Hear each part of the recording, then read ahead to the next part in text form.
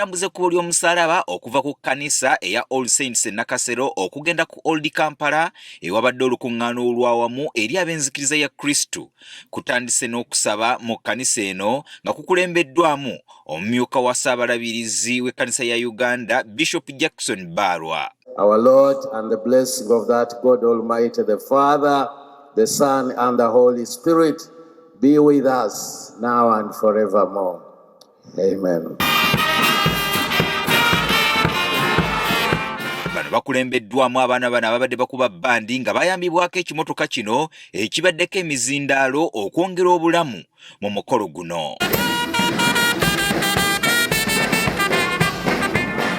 Ab'ebyokwerinda babaddewo mu bungi naddala abalungamya entambula y'ebidduka era nga mu bifo ebimu wabaddewo akalippagano k'ebidduka olw'abakkiriza bano abatambuza ekkubo ly'omusaalaba.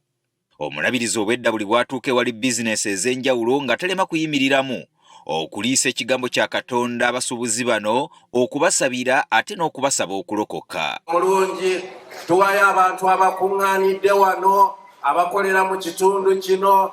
Tetumanyi mbeera zaabwe na bizibu byabwe naye gwe obimanyi. Mbasabira bo bennyini basooke bakukkirize bakutegeere balokolebwe ate n'eggwanga lyaffe libeere n'emirembe. N'olwekyo mbasabira omukisa gwo, omukisa ogwa Katonda Ayinza Byonna Kitaffe n'Omwana n'Omwoyo Omutukuvu gubeere ku basuubuzi abali wano mu bizibu byonna bye bayitamu. Katonda waffe omulungi obawe obuwanguzi. Omulabirizi Barwa akuutidde abantu okweyigiriza okukuuma emirembe mu mitima gyabwe kibasobozese okugibunyisa mu bantu abalala. Waliwo abantu nga bo bennyini tebalina na mirembe mu bo bennyini. Waliwo omu yagamba nti some people are moving wars.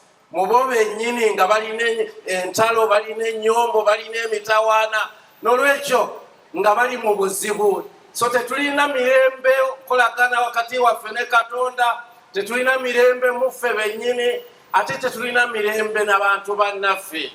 Emirundi egisinga obungi emirembe tusobola okubeera n'emirembe mu ggwanga nga tetwerowoozezzaako ffekka. Buli omu w'oliddamu amiina, haleluya.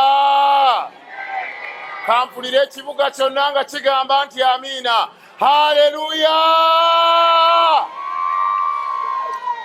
Oluvannyuma bano beegasse ku bannaabwe ababadde babalinze wale ku Kampala mukadde. Gerald Damulira agafeeyo ku Spark TV. Okufiira ku musalaba olwaleero